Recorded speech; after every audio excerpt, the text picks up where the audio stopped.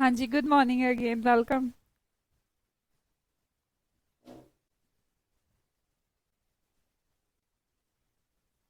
Good morning भाई, good morning. कैसे हैं सभी? क्या क्लास लाइव है? बिल्कुल लाइव है। एक बात बताओ, रिकॉर्डेड क्यों होगी भाई जब लाइव क्लास है तो? है। अच्छा, एक ये बात है, जिस जिसका नाम ना पढ़ा जाए उन सब के लिए रिकॉर्डेड है, ऐसा कह लें। भारत, प्रिया, मनीषा, में सबके नाम सनोज, बिश्नोई, खुशबू। एक एक मैसेज एक बार करेंगे। सतीश, कृतिका, मनीषा, प्रिया, पीताम्बर, तनु, फिर से सनोज, फिर से मनीषा, प्राची, गुड मॉर्निंग, राहुल, हिमांशु, राहुल, मीना। कर लो अब सब, जिस जिसको भी डाउट हो ना, या हेलेना, चानू, अतुल, रचना, सूर्यवंशी। हाँ रचना, ये ऑल्सो सूर्यवंशी। प्रिया, कृतिका, बिश्नोई जी, जिस जिसको भी डाउट है ना आज, वो सब। सहाची, करुणा, जूही, रनाला, रामजस, हर्षिल, अविनाश, अंशुल, धीरेन्द्र, अनुज कुमार, जिस जिसको डाउट हो आज भाई सब अपना डाउट मिटा लें कि क्लास रिकॉर्डेड है या लाइव। अंशुल राणा जी, आपको भी है। सुमित्रा, रमेश, पूनम, रईस अहमद, जिस जिसको डाउट है प्लीज अपने डाउट को आज क्लियर कर ले। ये क्लास बिल्कुल भी रिकॉर्डेड नहीं है भाई, लाइव बैच है ना।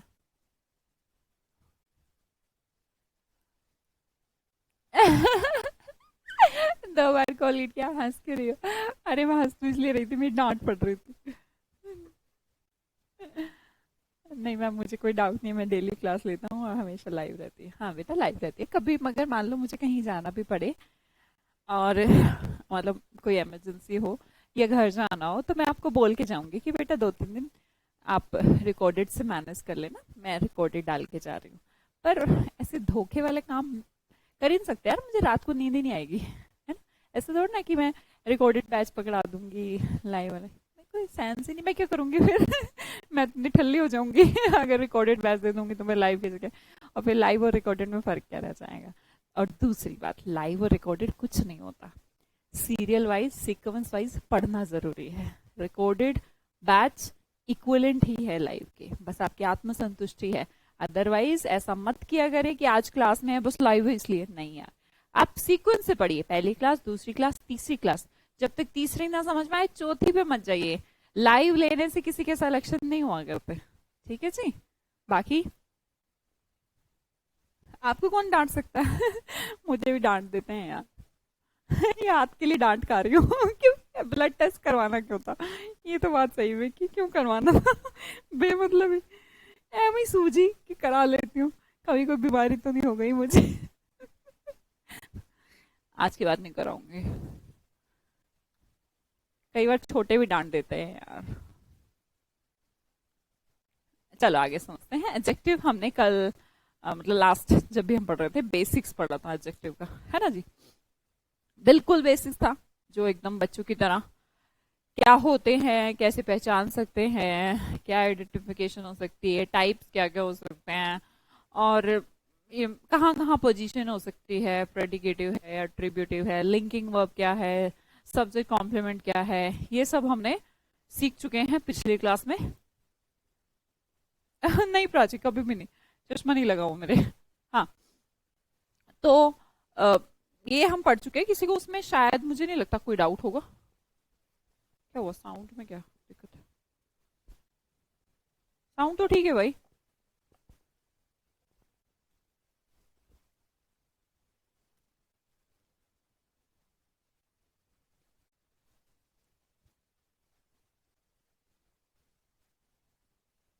क्योंकि कोल्ड जो है एडजेक्टिव है मंजू, और एडजेक्टिव को क्वालिफाई एडवर्ब कर सकता है। अगर आपको नहीं समझ में आया एडवर्ब का कॉन्सेप्ट, तो अगला चैप्टर जो आपका एडवर्ब है, तो वहां इसको सेंटेंस को छोड़ दे, हम दोबारा जब एडवर्ब समझाएंगे दोबारा समझा देंगे, ठीक है। क्योंकि वो एडवर्ब है, हो सकता है आपको इसलिए ना समझ में आया। कोई डाउट नहीं है, ठीक है। तो इसके बाद हम समझते हैं भाई बेसिकली एडजेक्टिव के अंदर क्या है पढ़ने का। एडजेक्टिव के अंदर 3 चीजें हैं पढ़ने की। आपको मैंने उस दिन भी कहा था, हर एक एडजेक्टिव जो हमने उस दिन देखा था, कुछ की ग्रेडेबल है, कुछ नॉन ग्रेडेबल है, कुछ की डिग्री होती है और कुछ की डिग्री नहीं होती। अब कोई बातचीत नहीं करेगा भाई, सबको पता है। क्लास का आपसे डाउट पूछा, आपको डाउट है नहीं तो फालतू बातें नहीं करते, है ना। तो किसी को कोई डाउट नहीं है तो अब प्लीज अब कोई बात नहीं करेगा, आप क्लास के एंड में देखेंगे आपको कोई अगर डाउट होगा तो, ठीक है जी। अब अगले 40 to 45 मिनट्स कोई बातचीत नहीं। हाँ जी, जब हमने कहा ग्रेडेबल है, एडजेक्टिव जो ग्रेडेबल है तो 3 डिग्री बनाई गई, एक पॉजिटिव, एक कंपैरेटिव, एक सुपरलेटिव। या तो आपको बचपन से थोड़ा आइडिया होगा कि पॉजिटिव डिग्री क्या होती है, और अगर नहीं आइडिया तो सबसे पहले बात करते हैं पॉजिटिव डिग्री के बारे में, ठीक है। पॉजिटिव डिग्री क्या होती है? ऐसी डिग्री जिसमें अकेला ये बंदा, नो कंपैरिजन।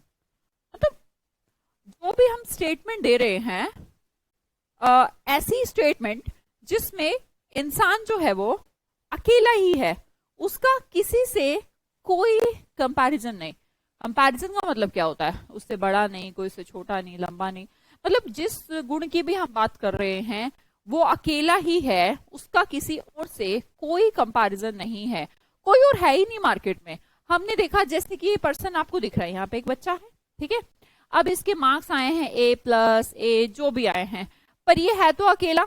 इसके साथ कंपेयर करने के लिए कोई और कोई भी स्टूडेंट नहीं है, कोई भी बच्चा नहीं है। और ये जब अकेला ही है तो इसके गुण को दर्शाने के लिए मैं स्मार्ट कहूंगी या स्मार्टर या स्मार्टेस्ट। भाई देखो, जो पॉजिटिव डिग्री है कहती है जब इंसान अकेला ही है तो उसका कंपैरिजन ही क्या, और जब इसका कोई कंपैरिजन ही नहीं तो फिर कंपैरेटिव डिग्री क्यों, और जिसके साथ कंपैरेटिव नहीं लग सकती तो सुपरलेटिव क्यों। सुपरलेटिव तो बहुत सारों में बढ़िया होता है। तो हमने कहा जब कोई पर्सन अकेला ही है, जैसे मैंने कहा इस बॉय के बारे में बात लिख रही हूँ, दिस बॉय इज इंटेलिजेंट, है ना, ये बॉय इंटेलिजेंट है। दिस बॉय वॉज पुअर, ये गरीब था।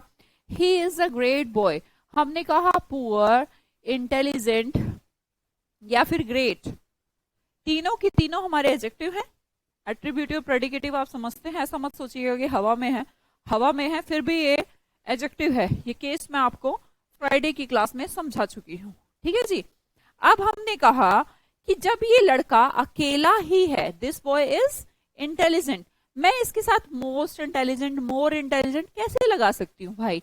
जब एक ही इंसान की ना कोई बड़ा, ना कोई छोटा, ना कोई ज्यादा, ना कोई कम, सिर्फ ये अकेला, और अगर ये अकेला तो पॉजिटिव डिग्री का प्रयोग किया जाता है। बहुत आसान बात है, एकदम सिंपल सी बात है, ठीक है।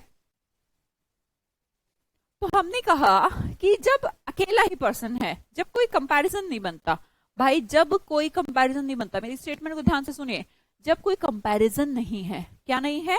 जब कोई कंपैरिजन नहीं है तो पॉजिटिव डिग्री का प्रयोग किया जाता है।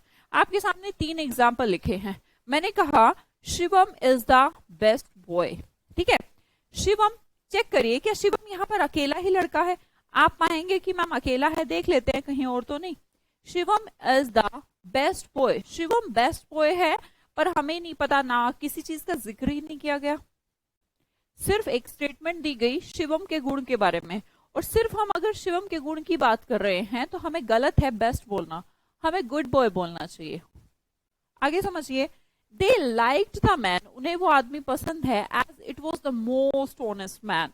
क्या यहाँ पर गौर करिए, कोई जिक्र है इस आदमी, एक आदमी के अलावा कोई और आदमी दिख रहा है यहाँ पर? कोई कंपैरिजन दिख रहा है?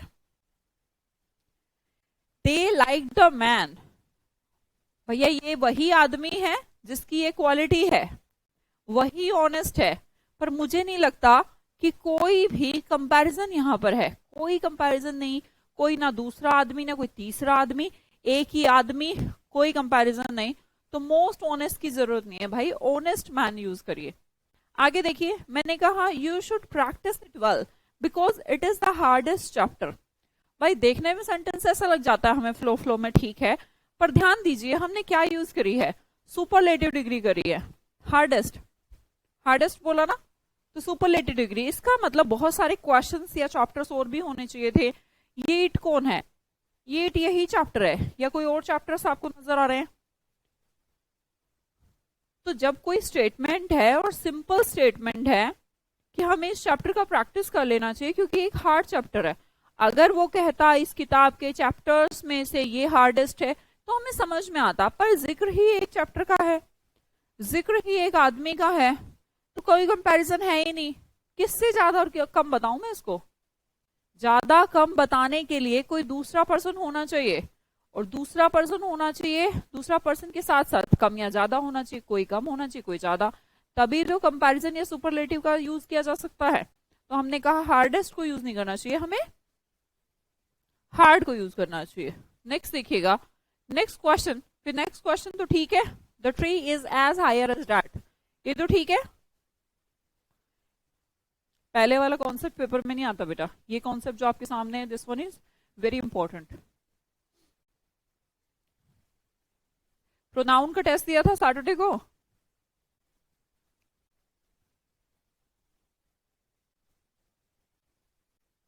The tree is as higher as that, ये तो सेंटेंस ठीक है।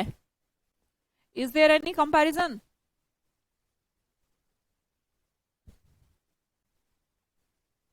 यस मैम ठीक है, okay. They are as wise as you, यहां पर दो लोग हैं क्या? वो इतने वाइज हैं जितने तुम। अच्छा, she is too more tire to work, इतनी थकी कि काम। क्यों भाई, दो लोग नहीं है क्या यहाँ पर? The tree is as higher as that, भाई ठीक तो है, दो ट्री हैं तो हायर का प्रयोग करना चाहिए, मैंने यही तो समझाया, पर गलत है, हायर नहीं लगेगा, हाई लगेगा। समझते हैं कंपैरिजन क्या होता है?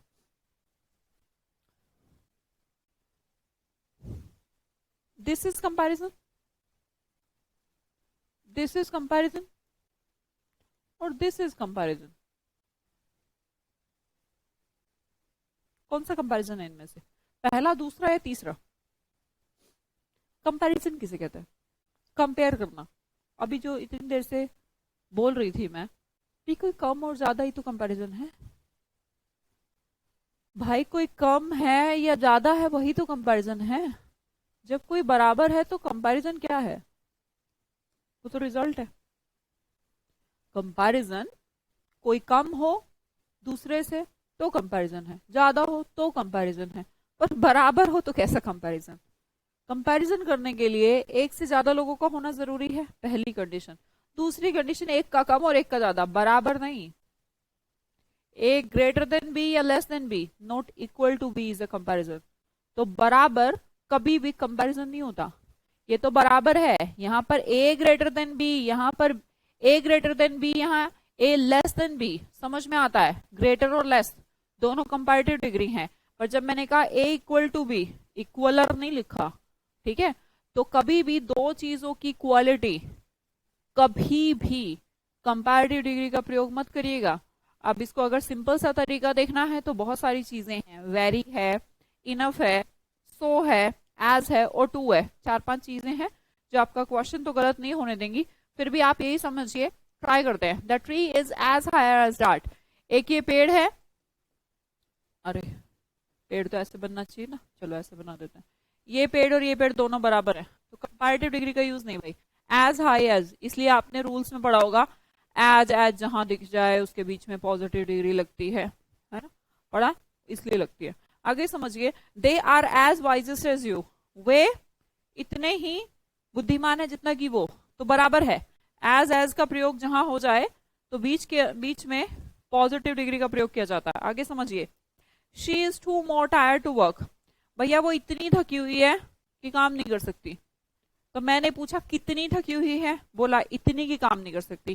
क्या उसके थकने की और काम ना करने की फ्रीक्वेंसी बराबर है? तभी तो बोला, हमने कहा इतनी थकी हुई है, बोला कितनी की काम नहीं कर सकती, तो इक्वलेंट चीजें हैं। तो टू के बाद भी कभी भी कंपैरेटिव डिग्री का प्रयोग नहीं किया जाता। और इसे लिखिए, she is too tired to work. तो अगर आप शॉर्ट में समझें, चलो और भी देख लेते हैं example. They told me that he was too poor to buy clothes, उन्होंने मुझसे कहा कि वो इतना गरीब है, मैंने कहा कितना गरीब है, कि कपड़े नहीं खरीद सकता। तो इतना, कितना, ये सब इतना और कितना बराबर ही दिखाते हैं, ज्यादा और कम नहीं दिखाते। तो टू के बाद हमेशा पॉजिटिव डिग्री का प्रयोग किया जाता है। नेक्स्ट देखिए, Amit is so rich that he can buy anything, Amit इतना अमीर है, मैंने बोला कितना अमीर है, कि सब कुछ खरीद सकता है, तो बराबरी है उसके कपड़े खरीदना और उसकी अमीरी। ये नहीं बोला हमने कि वो जितने कपड़े खरीदता है उससे ज्यादा अमीर है, हमने कहा जितना वो अमीर है उतने वो कपड़े खरीद सकता है, मतलब कि बराबर है। बोला कितना अमीर है कि कपड़े खरीद सकता, कोई भी कपड़े खरीद लेगा।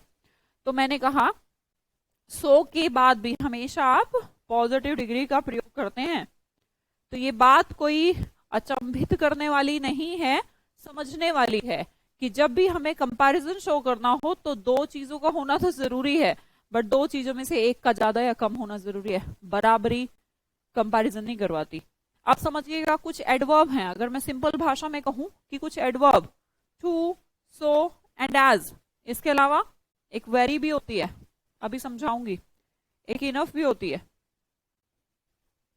इनके बाद हमेशा पॉजिटिव डिग्री का प्रयोग किया जाता है, क्योंकि ये कहते हैं इतना, बोला इतना इतना, बोला कितना कितना कितना, इतना इतना इतना, और इतना और कितना इस बराबर। इसलिए ये जो एडवर्ब आपके सामने हैं, पहली टू, दूसरी सो, तीसरी एज, इनके बाद कभी भी कंपैरिजन और सुपरलेटिव डिग्री का प्रयोग नहीं किया जाता, हमेशा पॉजिटिव डिग्री का प्रयोग किया जाता है। अब वेरी और इनफ का एग्जाम्पल और दे लेते हैं, देखिएगा। He is a very better man. हमने कहा पहली बात तो जब आप वेरी का प्रयोग करते हैं तो किसी एक पर्सन की खासियत बताते हैं, ठीक है, पहली बात। और दूसरी, जब आपने किसी पर्सन को कहा अच्छा और फिर कह दिया बहुत अच्छा, तो वेरी ने ही उसे क्वालिफाई कर लिया, तो आप इसमें कभी भी कंपैरेटिव डिग्री का प्रयोग ना करें।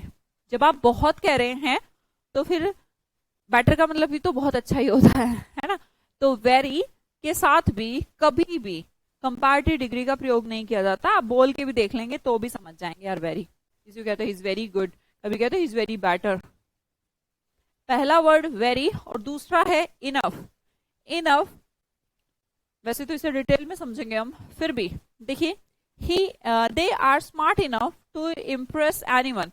बोला कि वो इतने स्मार्ट हैं कि किसी को भी इम्प्रेस कर सकते हैं। तो आपको नहीं लगता कि ये जो फ्रेज आपको नजर आ रहा है, इससे ध्यान से समझिएगा इसका मीनिंग क्या होता है। दे आर स्मार्ट इनफ, वो इतने स्मार्ट हैं कि किसी को भी इम्प्रेस कर लेते हैं। पहली बात तो इनफ से पहले एडजेक्टिव का प्लेस होता है। आपने कुछ क्वेश्चंस आपको देखने को भी मिलेंगे, कई बार इस प्लेस को ऐसे दे देते हैं दे आर इनफ स्मार्ट, है ना, तो वो गलत हो जाता है। इसका रीजन भी समझाएंगे आपको, थोड़ा सा पेशेंस रखें, समझेंगे आप इसको। पर फिर भी ध्यान रखिएगा इनफ जो होता है, बाकी पक्का हो जाएगा जब दोबारा इसका डिटेल में समझेंगे कॉन्सेप्ट।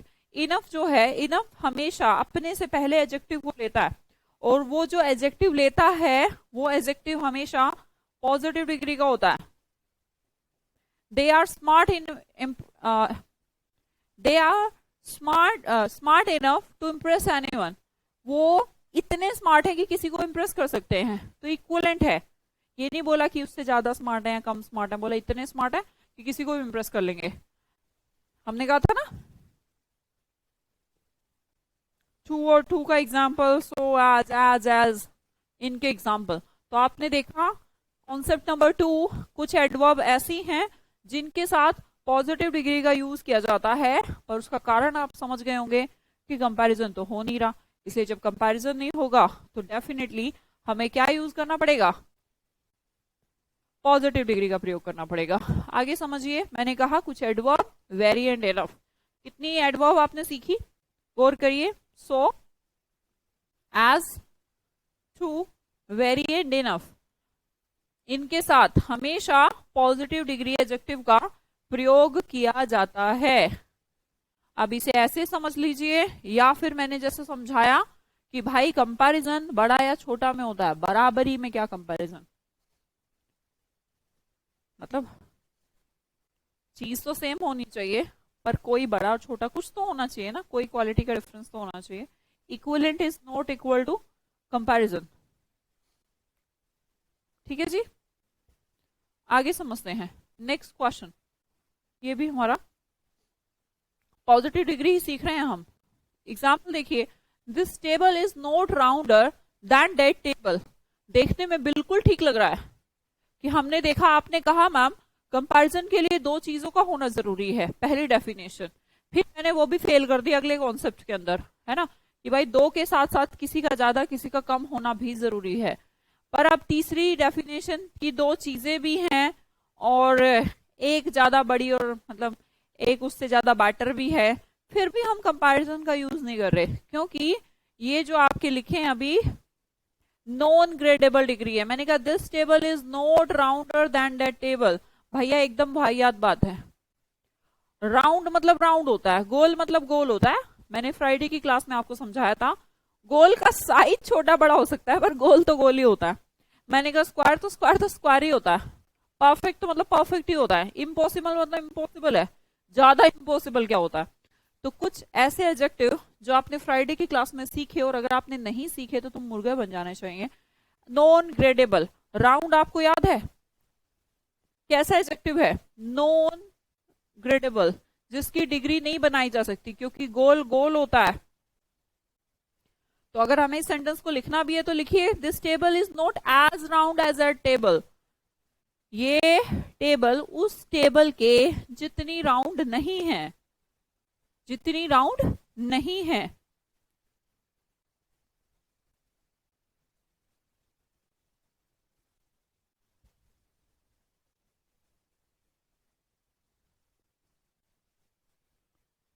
ये कौन है बच्चा? अमित झा जी।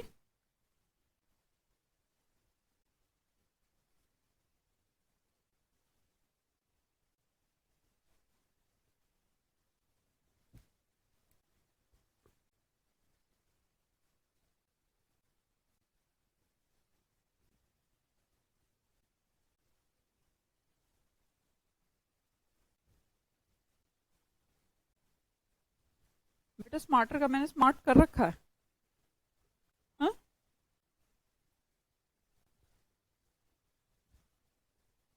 कर तो रखा है स्मार्टर का स्मार्ट। हाँ वो इनफ के बाद आएगा, वो कॉन्सेप्ट मैंने बोला ना बाद में पढ़ाएंगे हम, अभी आपको समझ नहीं आएगा। होना तो चाहिए कि स्मार्ट, इतना तो आप समझ गए। एडजेक्टिव तो समझ गए होंगे अमित झा, सिर्फ एडजेक्टिव समझ लो कि एडजेक्टिव इनफ के साथ जब यूज होता है तो स्मार्ट होता है।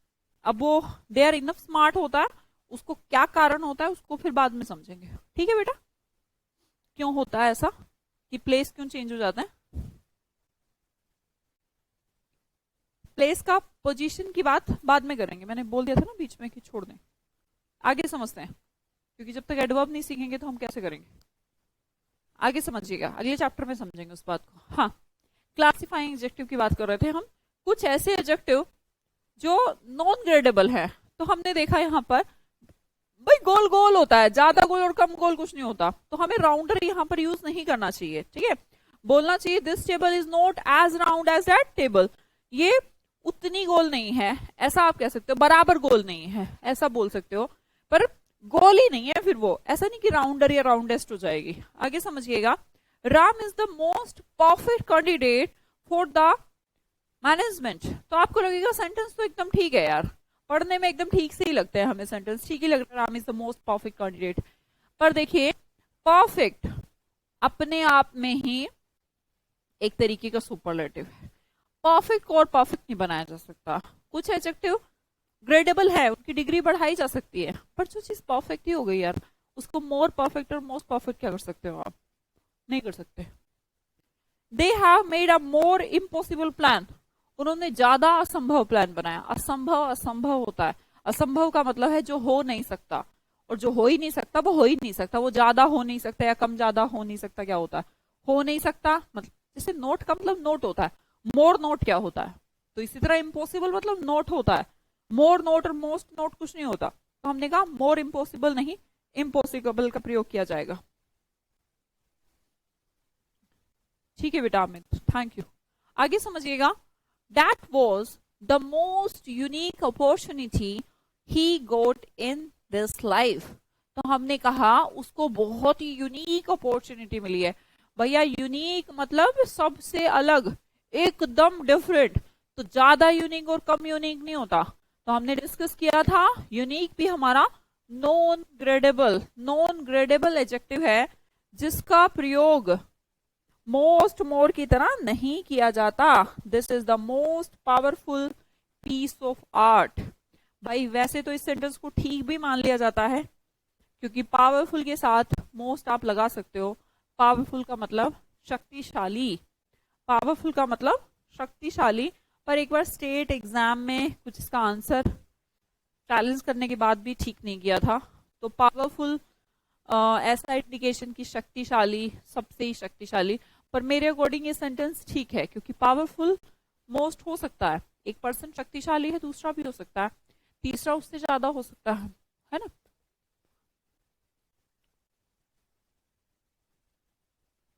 पावरफुल के केस में आप मोस्ट लगा सकते हैं। देखो, रट्टा मार लियो, हटा दें? है पागल, सोच लियो कि हटा दें बस, है क्यों हटा दें? ये नहीं सोचा पावरफुल हो सकता है नहीं?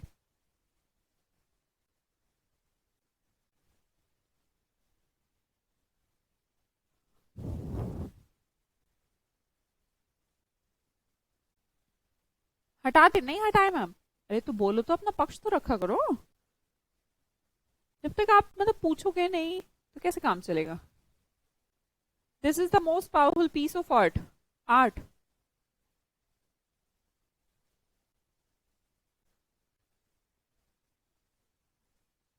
मोस्ट हटा दें, सबको लग रहा है मोस्ट हटा दें। बेटा देखो, पावरफुल का ऐसा कोई केस नहीं है कि हटा दो, पर आप उसे पॉजिटिव लिखना चाह रहे हैं कि this is a powerful piece of art, तो बिल्कुल ठीक है, सेंटेंस में कोई दिक्कत नहीं। पर इसे नॉन ग्रेडेबल का सेंस हम नहीं दे सकते, पावरफुल हो सकता है, ग्रेडेबल है। आगे समझिए। हाँ जी, ये कुछ हमारे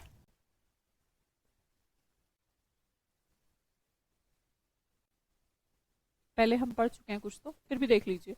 unique, perfect, round, square, circular, flat. Empty मतलब खाली ना, खाली खाली होता है, ज्यादा खाली और कम खाली। आपको लगेगा हम तो बोलते हैं मैम हिंदी में तो ग्लास आधा ज्यादा खाली है, यार ये ज्यादा खाली है मैं नहीं लूंगा, ये कम खाली है। पर खाली गलत बोलते हो आप, ज्यादा खाली कम खाली नहीं भाई, खाली खाली होता है। ये बोलिए उसमें थोड़ा पानी है, थोड़ा नहीं है। फुल मतलब फुल होता है, फिर ग्लास भरा है तो भरा है, एम्प्टी है तो एम्प्टी है। उसमें ज्यादा खाली और भरा खाली क्या है? कंप्लीट मतलब पूरा होता है, काम पूरा हो गया तो पूरा हो गया है। फिर वो ज्यादा कंप्लीट काम में क्या हो जाएगा? इंसान इंसान है, ज्यादा इंसान या उसकी मानवता क्या है? मानवता मानवता होती है। Ideal situation, chief most situation होती है ना। एक्सट्रीम, सुप्रीम, सबसे ऊपर, entire, impossible. Parallel line parallel होती है, ये नहीं कह सकते ये थोड़ी सी कट मार दी तो वो पैरेलल हुई ही नहीं। पैरेलल है तो पैरेलल है, डेड है तो डेड है यार, एब्सोल्यूट। तो ये सारे भी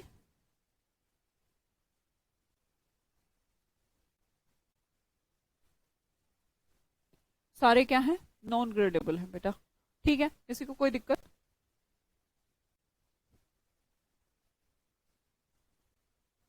हाँ अमित, लगा देना।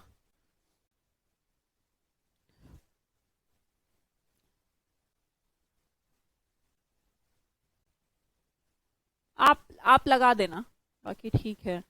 बस एक ही बार की बात है, स्टेट एग्जाम में पावरफुल ऐसा मतलब क्यों करा उन्होंने मेरे को भी नहीं समझ में आया, बट पावरफुल के साथ ऐसा कोई केस नहीं होता। पावरफुल तो हो सकता है ना, कोई बंदा ज्यादा पावरफुल है, उससे ज्यादा पावरफुल है। ठीक है बेटा, मत हटाओ मत हटाओ उसमें। ठीक है जी, किसी को कोई डाउट? कोई डाउट है तो बेटा पूछ लीजिए, वरना मैं आगे बढ़ती हूँ।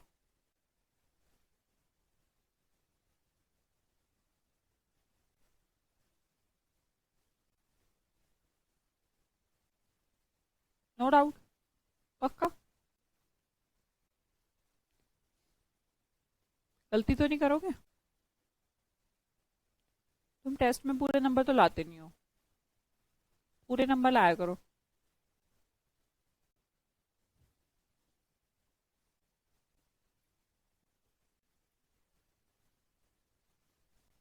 किसी को कोई डाउट नहीं?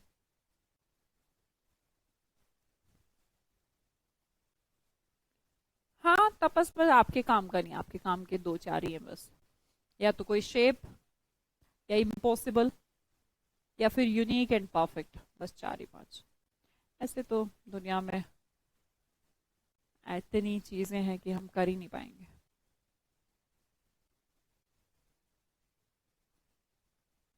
No doubt.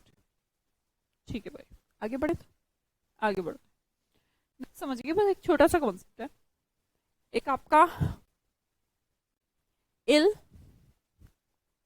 एंड अफ्रेड, एक बार पेपर में आया, एक बार ये, सिर्फ दो, जिसमें कि कोई सेंस लॉजिक तो नहीं है कि कुछ बनता है, ऐसे क्वेश्चन भी नहीं देने चाहिए, पर कुछ चीजें इंग्लिश फंडामेंटल्स हैं कि ए को ए क्यों कहते हैं, बी को बी कहते हैं। उसी तरीके से जैसे कि हम कहते हैं स्ट्रॉन्ग टी कहते हैं, पावरफुल कंप्यूटर कहते हैं, तो मतलब कभी भी स्ट्रॉन्ग कंप्यूटर नहीं कहते, स्ट्रॉन्ग टी कहते हैं, पावरफुल कंप्यूटर कहते हैं, पावरफुल टी नहीं कहते। तो इसी तरह कुछ कोलोकेशन है ना, कुछ फंडामेंटल्स हैं। इसी तरह ये जो आपको दिखने वाले दो एडजेक्टिव यहाँ पर नजर आ रहे हैं, इनका प्रयोग कभी भी आप नाउन से पहले नहीं करते, नाउन से पहले नहीं करते। तो फिर कैसे करते हैं? आपको दो यूज बताए थे मैंने एडजेक्टिव के, एक एट्रीब्यूटिव केस, एक प्रेडिकेटिव केस। कैसा? एक एट्रीब्यूटिव, एक प्रेडिकेटिव। एक में नाउन से पहले प्रयोग किया जाता है, एक को बाद में प्रयोग किया जाता है, वो हवा में डुलता रहता है। ठीक है, तो बेसिकली अगर कॉन्सेप्ट की भी बात करें तो एक्चुअली इल और अफ्रेड दोनों ही स्टेट दर्शाते हैं, और अगर ये किसी की स्टेट दर्शाते हैं तो इनके साथ लिंकिंग वर्ब को होना चाहिए, और अगर इनको लिंकिंग वर्ब को होना चाहिए तो इनका प्रयोग नाउन से पहले नहीं होना चाहिए। तो चीजें तो मतलब एक दूसरे के साथ एडजस्टेबल हैं, पर फिर भी मैं आपके लिए सरल बनाने के लिए आपको बोलूंगी कि आप ऐसा समझ सकते हैं जैसे आप कभी लिखते थे, आपकी एप्लीकेशन लिखी है आपने बीमारी की, उसको इंग्लिश में क्या कहते थे? दो गलत हो गए थे, कोई बात नहीं,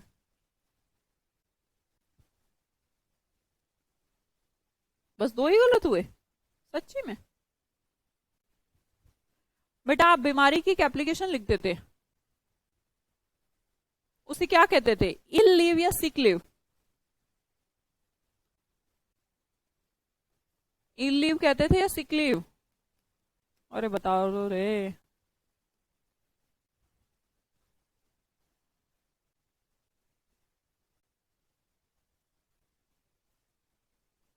सिक लीव कहते थे, इल लीव नहीं कहता था कोई भी।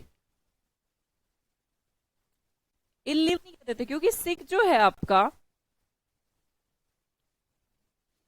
पक्का सिक लीव कहते थे? कोई अगर ऐसा हो भाई इल लीव कहता हो, क्यों नहीं कहते थे? उसका रीजन यही था, जो हम कभी इल लीव नहीं लिखते थे, सिक लीव लिखते थे, क्योंकि जो सिक और इल में बस इतना ही डिफरेंस है कि उसका प्रयोग नाउन से पहले मत करिए।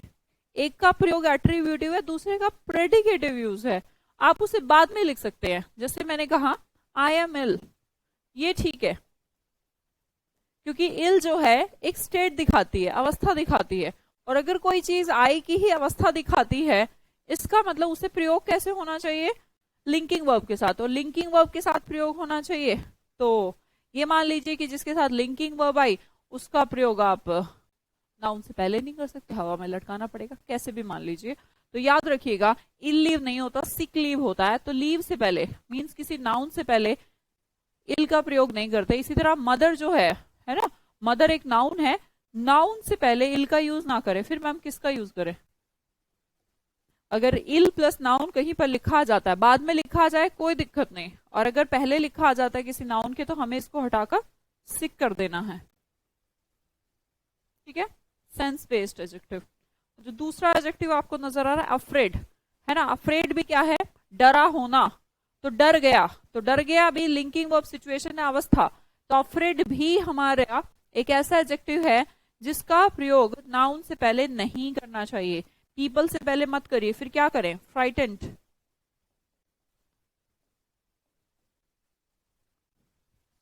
We help the frightened people, हमने डरे हुए लोगों की हेल्प करी।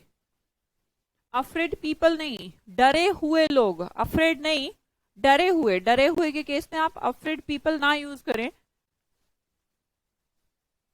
हाँ अतुल हो सकता है, मैंने सिक के लिए रूल नहीं बताया, मैंने ये नहीं कहा कि सिक होना ही होना चाहिए, मैंने कहा इल को आप यूज नहीं कर सकते। ये तो मैंने कहा ही नहीं कि सिक को नहीं कर सकते, सिक के बारे में तो कोई बात ही नहीं करी अतुल।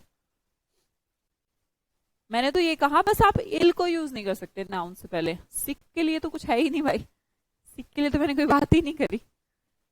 हाँ जी, अगला मैंने कहा अफ्रेड और सिक, बेटा दोनों चीजें ध्यान रखिएगा। बाई चांस हो सकता है आपको किसी मॉक टेस्ट या पेपर में देखने को मिल जाए, बाकी एज सच कुछ नहीं, इससे ज्यादा नहीं आया कभी पेपर में। पर कुछ ऐसे एडजेक्टिव हैं जिनका प्रयोग हम करते नहीं हैं, वो हमेशा प्रेडिकेटिव यूज होते हैं, जिसमें सबसे ज्यादा जो आपके यूज होते हैं और आज तक यूज हुए हैं, मैं उनका नाम लिख देती हूँ। पहला इल, दूसरा वेल, तीसरा अफ्रेड, बस। इसके अलावा कुछ भी आपको देखने को नहीं मिलेगा, डोंट वरी। आगे समझते हैं। दूसरा है कंपैरेटिव डिग्री। कंपैरेटिव डिग्री जैसा कि नाम कहता है कंपैरिजन, यहां पर अब तक तो एक ही लड़का था, है ना, अब दूसरा और लड़का और मिल गया।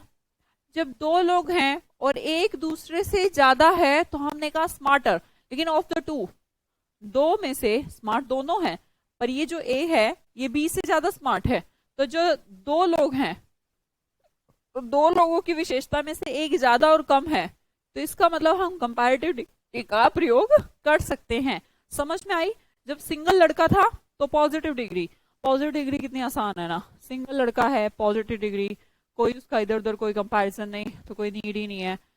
उसके बाद हमने देखे कुछ एडवर्ब होते हैं। कौन कौन सी एडवर्ब होती है जिनके बाद हमेशा पॉजिटिव डिग्री का यूज किया जाता है, बताना मुझे जरा। बेटा कुमकुम, मीनिंग का कोई डिफरेंस नहीं है, सिक और इल बात तो सेम ही है, बट एक का यूज प्रेडिकेटिव है, इल का बस मतलब कि बाद में आता है, नाउन से पहले नहीं लिखा जाएगा। सिक मदर लिख सकते हो आप, कोई दिक्कत नहीं। हु इज इल लिखा जा सकता है, बिल्कुल। Thank you Priyansh ji, thank you. Typical तो नहीं लगता ना तुम्हें कुछ भी। देखो जो जो मैं बोलूँ ना बस उसको पढ़ के चले जाना, कुछ भी नहीं होगा, बस और कुछ नहीं आना तुम्हारे पेपर में एक्स्ट्रा। टू थी मैम, सो थी, एज थी, very, okay, so too, very, enough, हाँ सो थी, याद नहीं हो रही। शोभा गुड बेटा। सुप्रतिम, एवरी कहाँ बोला सुप्रतिम मैंने, एवरी कहाँ से आ गया बेटा, गलत बात। सो है मैम, एज है, टू है, वेरी है, इनफ है, वेरी गुड करुणा जी। मनीषा गुड बेटा। तपस, मदर इल नहीं होगा बेटा, सिक मदर लगाओ, या मदर हु इज इल लगाओ।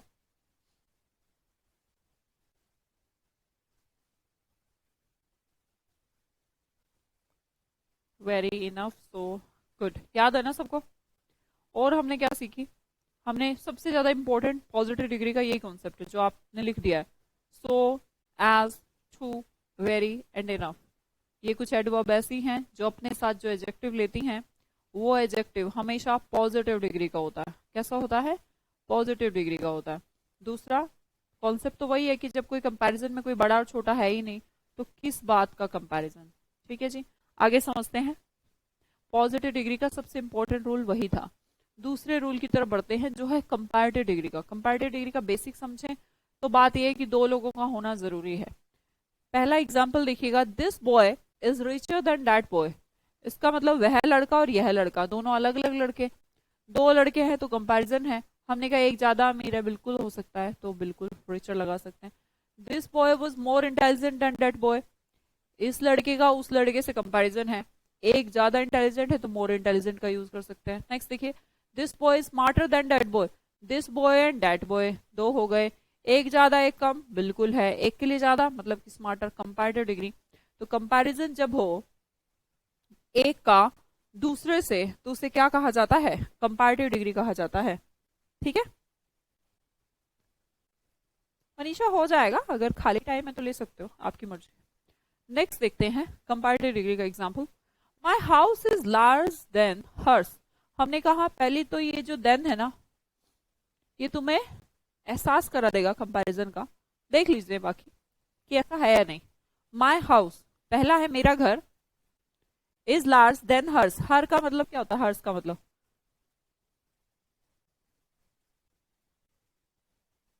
हर house is equal to hers. अगर प्रोनाउन नहीं पढ़े हो तो एडजेक्टिव मत पढ़ना, क्योंकि अगर हर हाउस को हर्स बनाना नहीं आता तो मुझे दोबारा प्रोनाउन पढ़ाना पड़ जाएगा बेटा, है ना, याद है आपको। Possessive adjective plus noun is equal to possessive pronoun. हमने कहा मैं हर्ष की जगह हर हाउस लिख सकती हूँ, तो कंपैरिजन करा, ये तो मेरा घर है और ये उसका घर है। अब मैंने कहा जो मेरा घर है ना ये ज्यादा बड़ा है उसके घर से। हमने कहा है ठीक है भाई, तेरा घर बड़ा है इसका घर छोटा है। पहली बात तो दो नाउन है, हाँ है, मेरा घर और उसका घर है, एक ज्यादा बड़ा है, देन का प्रयोग है। तो हमने कहा कौन सी डिग्री यूज करूं, लार्जर। आगे समझिए, this box is small than the one I lost. ये वो है जिसे मैंने खो दिया, और ये है दिस बॉक्स। दिस बॉक्स का कंपैरिजन द वन, उससे जो मैंने खो दिया। तो एक बॉक्स ये था जो खो दिया, ये बॉक्स दूसरा है, तो दो बॉक्स हैं। ये बड़ा बॉक्स था इसके पास, तो हमने कहा जब दो बॉक्स हैं, एक तो खो दिया और एक है, हमने कहा दिस बॉक्स इज स्मॉलर, ये छोटा है उस वाले से। तो देन का प्रयोग कंपैरिजन, दो हमारे नाउन या प्रोनाउन, ठीक है, तो हमें कौन सी डिग्री यूज करनी चाहिए, स्मॉलर, कंपैरेटिव यूज करनी चाहिए, राइट। नेक्स्ट सेंटेंस देखिएगा, Ram is good than Sita. हमने कहा पहला तो राम और दूसरी सीता, एक तो ये नाउन दूसरी ये नाउन, दोनों में कंपैरिजन, देन का प्रयोग। अब जो में कंपैरिजन तो कंपैरेटिव डिग्री का यूज करिए ना, गुड की कंपैरिटिव डिग्री बेटर।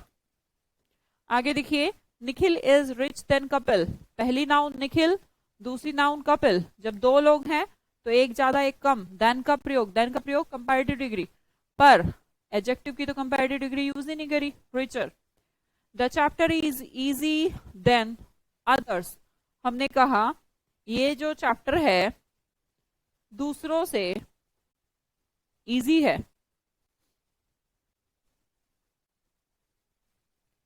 ये जो चैप्टर है दूसरों से इजी है। This chapter is easier than others.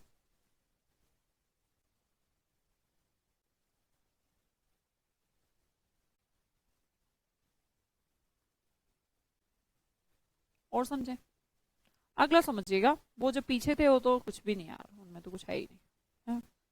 ये बड़े इंपॉर्टेंट है, इन दोनों बातों को समझते हैं। Gold is costlier than more useful. He is happier than richer.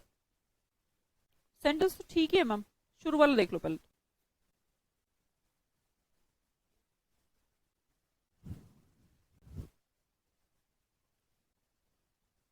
ठीक है क्या sentence? Gold is costlier than more useful,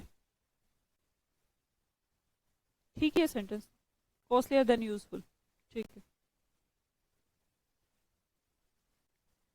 भाई। जो अभी हो रहा था ना पीछे, वो तो कुछ नहीं यार, वो तो इजी है।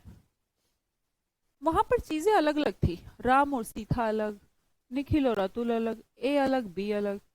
पर जब एक ही चीज की, ध्यान से सुनिए मेरी बात, जब एक ही चीज के अंदर की दो क्वालिटी को कंपेयर किया जाए तो क्या करें, मोर यूजफुल लगाएं, मोर कॉस्टली लगाएं, मोर हैप्पी लगाएं या मोर रिचर लगाएं, क्या कम लगाएं क्या ज्यादा लगाएं, समझ तो आती ना। गलत क्यों है भाई? गोल्ड ही है, मटेरियल बताओ कितने हैं, गोल्ड है,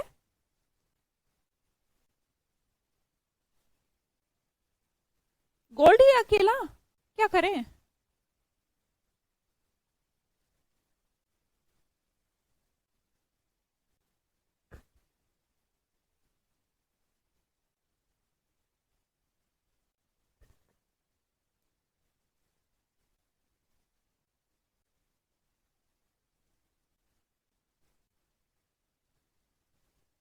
मतलब नहीं नहीं नहीं बेटा, गलत समझ रहे हो। इसका मतलब ये है कि गोल्ड इतना यूजफुल नहीं है, महंगा ज्यादा है, ऐसा कुछ कहना चाह रहे हैं।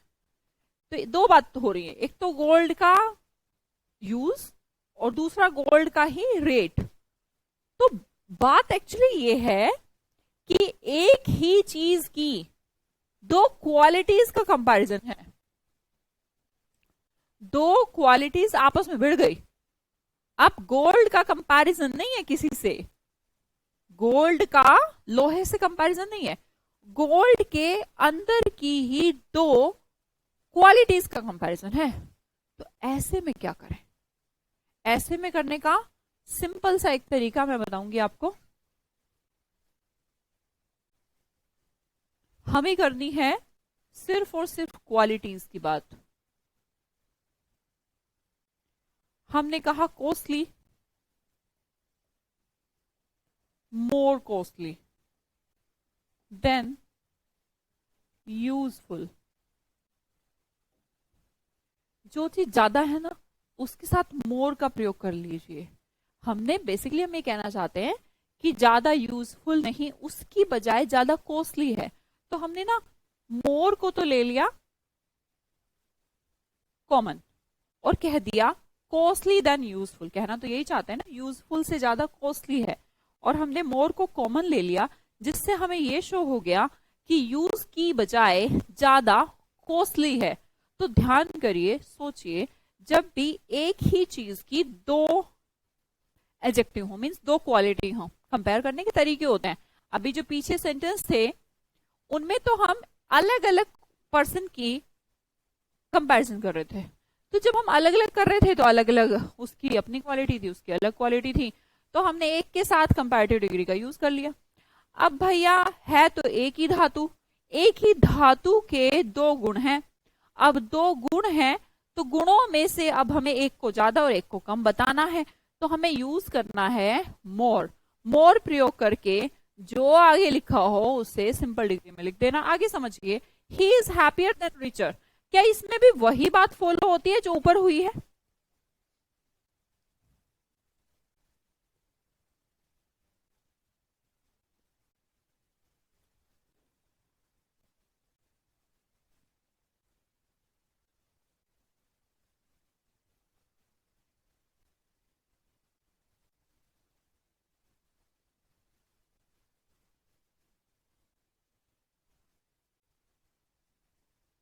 बेटा देखो, पीडीएफ में अब भी चेक कर लेती हूँ कि मिलती है या नहीं।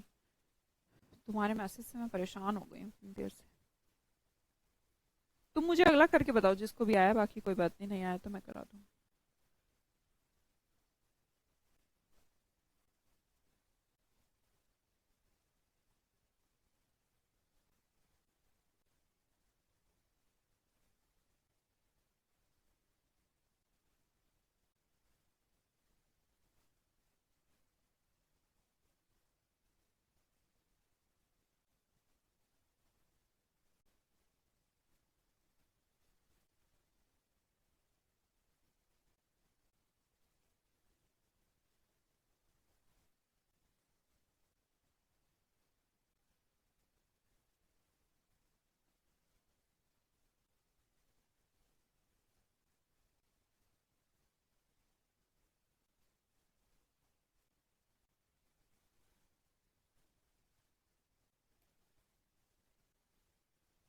मिलता है बेटा पीडीएफ। लक्ष्मीकांत जी, आपने 50 बार मैसेज कर दिया, मैम पीडीएफ नहीं मिला, पीडीएफ नहीं मिला। और पता है इससे क्या होता है कि जब मैं उसको पढ़ती हूँ तो मेरा माइंड डिस्ट्रैक्ट होता है। भगवान नहीं हूं मैं कि पढ़ाते पढ़ाते एकदम सोचती हूँ कि अरे यार पीडीएफ नहीं मिला क्या बच्चों को। ध्यान से आप लोग देखते नहीं बेटा, ऐसे परेशान नहीं करना चाहिए। और अगर करना भी है तो हेल्पलाइन पे करो, करना भी है, वैसे करना नहीं चाहिए, उनको भी मत करिए, पर मुझे तो बिल्कुल मत करिए। मोर हैप्पी देन रिचर, ठीक है रोबिता। हाँ जी बेटा, फिर गलत। देखो बेसिकली क्या है, अगर एक ही सब्जेक्ट की दो क्वालिटी हैं, पहला गोल्ड ही कॉस्टली है, गोल्ड ही यूजफुल है, और ये सब्जेक्ट कौन है? गोल्ड है, तो आप मोर का प्रयोग करिए और फिर कॉस्टली देन यूजफुल लिख दीजिए, क्योंकि एक चीज ज्यादा है एक कम है। क्योंकि आप ऐसे नहीं कर सकते कि एक के साथ आप लगा दें कि ईआर लगा देता हूं, दूसरे के साथ नहीं लगता होगा, तो कैसे काम चलेगा? जब आप एक ही सब्जेक्ट की दो क्वालिटीज की बात करें तो आपको ER EST लगाने की जरूरत नहीं है। आपने देखा he is happier than richer, भैया इतना वो अमीर नहीं है, वो खुश ज्यादा है। अमीर अमीर भी है, पर जितना अमीर के को कंपैरिजन वैसे हैप्पी से होता नहीं, पर फिर भी वो ये कहना चाहते हैं कि अमीरियत से ज्यादा वो हैप्पी है, बस ये कहना चाहते हैं। है तो वो रिच भी और है वो हैप्पी भी। पर अगर इन दोनों में हम कंपैरिजन करें तो हम ये कहना चाह रहे हैं कि हैप्पी ज्यादा है, मतलब रिच से। तो बेसिकली कहा कि ही हमारा सब्जेक्ट, और ही के ही अंदर दो गुण, एक तो हैप्पी का और दूसरा रिच का। तो जब हमने देखा कि सब्जेक्ट एक ही है और एक ही सब्जेक्ट के दो वो हैं, दो गुण हैं, तो हमें क्या यूज करना चाहिए? कॉमन निकालो, ही इज मोर, और फिर आगे सिंपल डिग्री यूज करिए, आगे कुछ लगाने की जरूरत थोड़ा है, मोर हमारा कॉमन हो गया। Happy than rich. Tapas Mandal रहने दो बेटा। एक बात बताओ, अगर मैंने रिचर ही लगाना था वहां पे जो आप लोग लगा रहे हैं, तो इस मोर को कॉमन निकालने का क्या मतलब? अगर इसमें मोर यूजफुल फिर भी लगाना था तो इस मोर कॉस्टलियर लगाने का क्या मतलब है? जब मोर बाहर निकाल ही लिया, तो मैं कह रही हूं जब मोर बाहर निकाल ही लिया तो भाई इसमें मत लगाइए ना।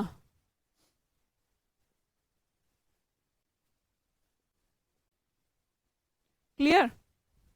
नेक्स्ट समझते हैं। Next question, your office is nearer than him. ये तो ठीक लग रहा है ma'am. Your office is nearer, comparative degree, than का प्रयोग, कंपैरिजन, हिम। बट ये गलत बात हो गई यार। तुम्हारे ऑफिस का कंपैरिजन, ये तो है ऑफिस और ये है हिम। इंसान का कंपैरिजन ऑफिस से हो सकता है क्या? ये बात मैं बहुत बार सिखा चुकी हूं आपको। देयर पेरेंट्स, मैंने कहा उनके माता पिता, are more liberal than me, मुझसे ज्यादा लिबरल हैं। उनके माता पिता मुझसे ज्यादा लिबरल हैं, उदार हैं। तो उनके तो पेरेंट्स की, या तो कहिए उनके पेरेंट्स मेरे पेरेंट्स से, मुझसे कैसे? पेरेंट्स में तो तू अकेला आएगा नहीं, दो आएंगे। या तो कहिए ये देयर पेरेंट्स हैं, ये रे माता पिता, और ये आप हो। हमने कहा उनके माता पिता मुझसे ज्यादा लिबरल है, तो कंपैरिजन नहीं बनता। तो जब कंपैरिजन नहीं बनता, ऑफिस का इंसान से कंपैरिजन मत करिए, और एक बंदे का दूसरे दो बंदों से भी कंपैरिजन मत करिए। तो क्या करें? ठीक करो, पहले भी सिखा चुकी हूं प्रोनाउन के अंदर कि जब भी आपको पजेसिव प्रोनाउन बनाना हो तो कैसे बनाएंगे? हिज ऑफिस लिख के, है ना, और हिज ऑफिस की जगह पजेसिव हिज भी यूज कर सकते हैं हम। बस बेटा लास्ट है, और नहीं पढ़ाते, कोई बात नहीं, बस लास्ट है बेटा, लास्ट है। शायद बंद ही हो गया होगा। लास्ट है, लास्ट। चलो, देयर पेरेंट्स, बेटा होता है कृतिका हैप्पी का हैप्पियर, पर मैं ये कह रही हूं जब आपको दो एक ही सब्जेक्ट की दो क्वालिटीज का जिक्र करना है, तो आपको बस ये बताना है कि वो उसके कंपैरिजन में उसमें ज्यादा खुश है तो वो रिच भी है, वो खुश भी, तो रिचर है, वो अमीर है, हैप्पियर भी है, पर कंपैरेटिवली ज्यादा हैप्पी है। तो हम मोर को ब्रैकेट में लिखे जब एक ही इंसान की बात हो रही है, अदरवाइज नहीं करना ये काम। सिर्फ एक ही चीज की दो क्वालिटीज हो तो करना है। क्वालिटीज दो और बंदा एक। Their parents are more liberal than me, क्या आप इसको लिख सकते हो? इसको कोई बना सकता है?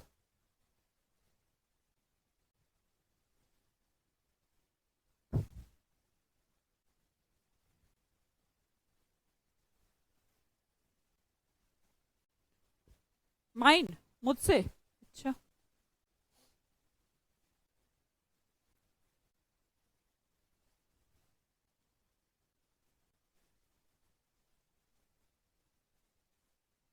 माइंड, ओफो।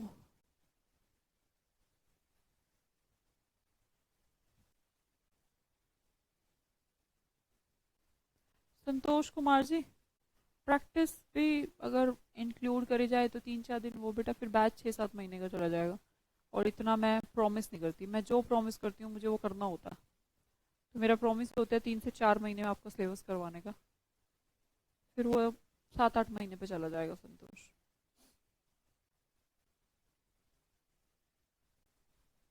माय पेरेंट्स लिखते हैं, ओके। ए हर्ष और हिम्स। शोभा, प्रोनाउन नहीं पढ़ के आई हो? हिम्स होता है कोई? हर्ष होता है पर हिम्स नहीं होता। हिज होता है। कहना हम ये चाहते हैं Anjali, their parents are more liberal than my parents. Very good Anjali, हम कहना तो ये चाहते हैं कि उसके माता पिता मेरे पेरेंट्स से, माई पेरेंट्स। और माई प्लस नाउन क्या होता है याद नहीं है क्या? प्रोनाउन चैप्टर ही नहीं आता तुम्हें? भाग जाए यहां से जिसको प्रोनाउन चैप्टर नहीं आता। टाइम खराब कर रहे हो मेरा भी और अपना भी है। सॉरी। हाँ जी, जिसको नहीं आता ना सच्ची में भाग जाओ, कोई मतलब नहीं है उनका यहाँ पे।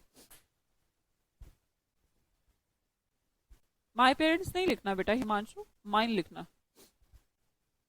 इसलिए क्लास नहीं पढ़ते तो अगली में आया मत करो, ना मेरा टाइम खराब करो ना अपना। लाइव पढ़ना इंपॉर्टेंट नहीं है, इंपॉर्टेंट है सीक्वेंस वाइज पढ़ना।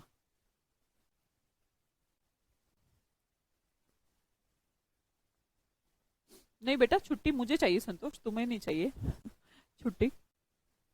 तुम्हें संडे नहीं चाहिए भैया, मेरी भी तो जिंदगी है। या मेरी जिंदगी को मैं भट्टी पे चढ़ा दूं? कह रहा हूँ हम छुट्टी मत किया करो है? मेरी भी लाइफ है भाई, मेरी भी फैमिली है, मेरे भी काम है।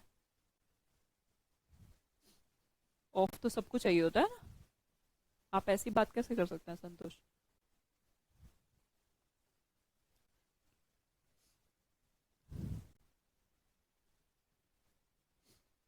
सैटरडे तो मेरे और बैचेस भी रहते हैं, संडे मेरा पूरा ऑफ रहता है। और इसमें कोई गलत नहीं है अगर मेरा संडे ऑफ रहता है, संडे भी क्लास लूँ मैं। ऐसा कोई प्रॉमिस ना आपको किया गया था कि कोई छुट्टी नहीं होगी या पूरे के पूरे टाइम क्लास लेंगे। जब आपको बैच दिया गया था तो पहले ही बोला गया था छुट्टी तो होगी भाई। मैं भी इंसान हूँ, तो 2 मिनट सोचोगे अगर ध्यान से, जब आप किसी जॉब करने लगोगे आप 1 मिनट सोचना बेटा, संतोष है ना, डोंट टेक इट अदरवाइज। आप कहीं पे जॉब करते हो और किसी मल्टीनेशनल कंपनी में करते हो कि हाँ सुबह से रात तक का शेड्यूल रहता है, या बैंक में करते हो, कहीं पे भी करते हो, क्या आप ऐसा सोचेंगे कि मैं चल यार संडे भी एक्स्ट्रा वर्किंग कर देता हूँ? क्या आपको टाइम की ज़रूरत नहीं पड़ेगी? है जी।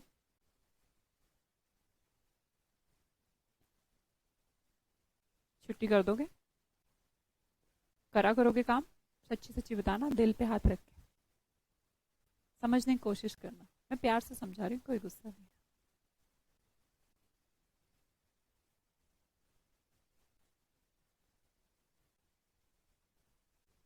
थैंक यू बेटा, थैंक यू सो मच। इतने प्यार से बात को समझ जाते हो तुम लोग, है ना।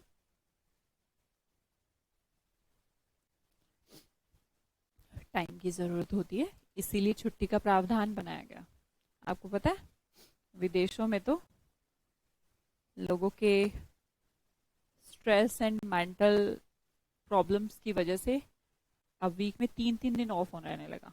मीन्स मंडे टू थर्सडे काम, 3 दिन छुट्टी। बहुत सारे कंट्रीज में तो 4 डे वर्किंग का प्रचलन चालू हो गया है।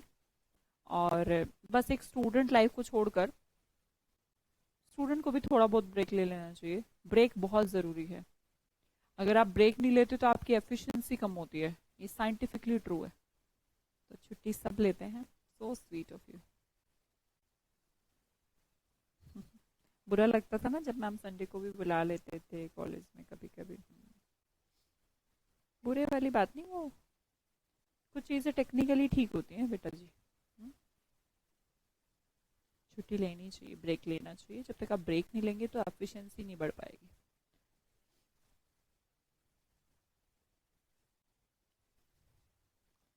रचना सूर्यवंशी, बेटा वन तो सब्जेक्टिव केस है, जैसे कि ही। रचना तुम्हारी क्वेश्चन का वो दे रही हूँ बेटा, आंसर सुनते रहिएगा।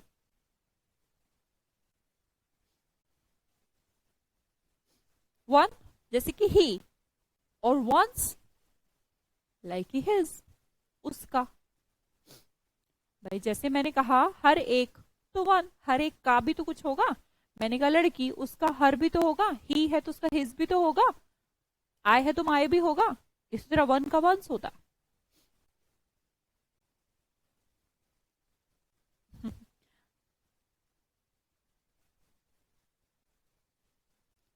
हाँ बस तुम्हें छोड़ के।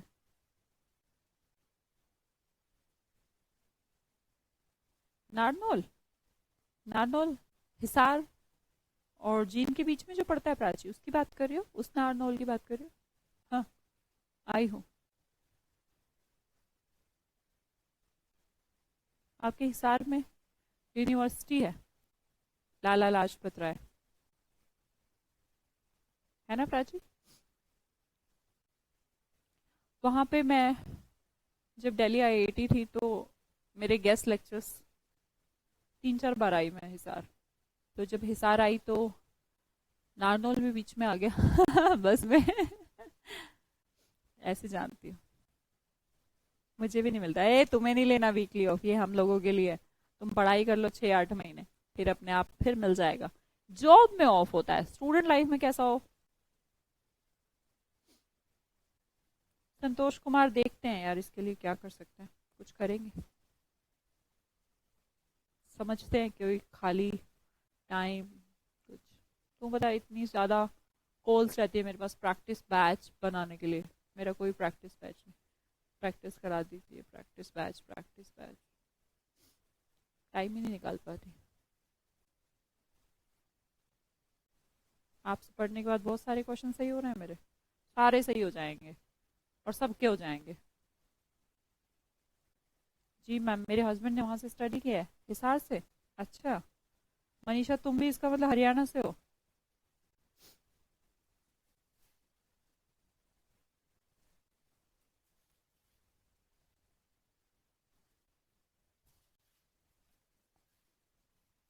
दो चीजें कंपेयर करने के लिए जब यूज करूँ, सब्जेक्टिव या ऑब्जेक्टिव केस लूँ मैम?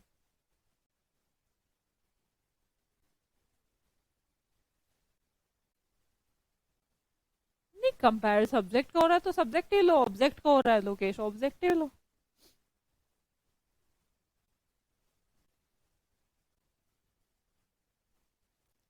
प्राची, वैसे तो मैं कैथल डिस्ट्रिक्ट से हूँ, पर आजकल कुरुक्षेत्र रहती हूँ, मतलब फैमिली रहती है। मैं तो खैर इंदौर हूँ। आपसे पढ़ने के बाद मुझे इंग्लिश से डर नहीं लगता। अच्छी बात है मंजू, अगर मैं आपका डर निकाल पाऊँ यार। मेरे प्रोफेशन में मैं कामयाब हूँ, मेरे काम में अगर मैं कामयाब हूँ हो जाऊं आपसे सुन के कि आपकी, भाई मेरी वजह से अगर कुछ स्टूडेंट्स की जिंदगी बन सकती है, इंग्लिश का खौफ दूर हो सकता है, तो बस खुदा ने जो जन्म दिया था पूरा हो गया, और क्या। अरे अरे, जाओ जाओ, जिसकी भी क्लास है 12 बजे जाओ, मेरी आज क्लास नहीं है 12 बजे, इसलिए बैठी हूँ।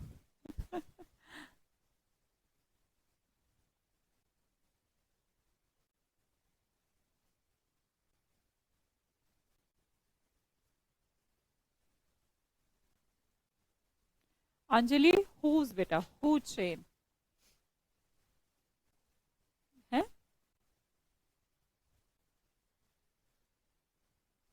That chain?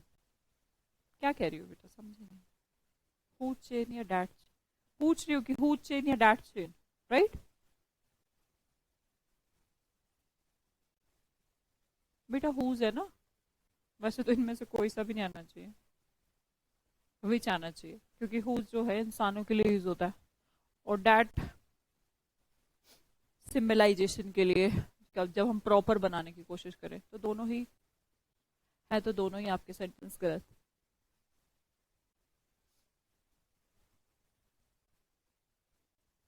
थैंक यू भाई, बाय बाय। जिसको भी जाना जा सकता है।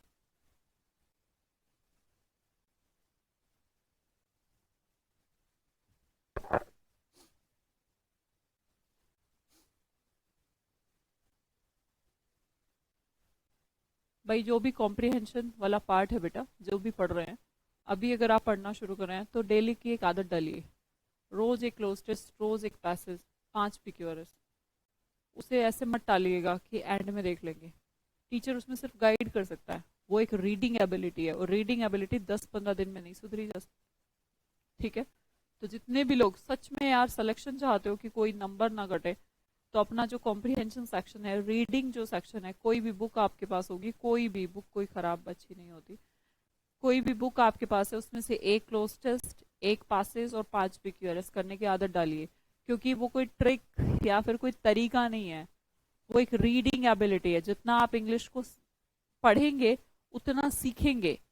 तो प्लीज बाद में ऐसा ना सोचे कि अरे मैम क्लोज टेस्ट तो 10 दिन में नहीं हो। बेटा ये सब हो सकता है, ग्रामर हो सकती है, वोकैबुलरी हो सकती है, पर कॉम्प्रिहेंशन सेक्शन रीडिंग एबिलिटी है। रीडिंग एबिलिटी मिनटों में नहीं सुधारी जा सकती। हाँ, एडजेक्टिव मैं 3 घंटे में आपको सुधार सकती हूँ, पर 3 घंटे में आपका क्लोज टेस्ट नहीं सुधार सकती।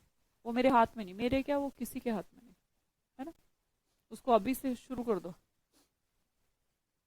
चलो ठीक है फिर, चले फिर मैथ्स भी पढ़ा दो। भाई मैं इंग्लिश नहीं पूरी पढ़ा पा रही। प्रैक्टिस बैच, इतने सारे बच्चे प्रैक्टिस बैच चाहते हैं मेरा, पर मैं वो नहीं ले पा रही। तू कह रहा है मैथ्स से पढ़ाने लग जाऊं। चलो ठीक है, bye, see you, take care, कल मिलेंगे।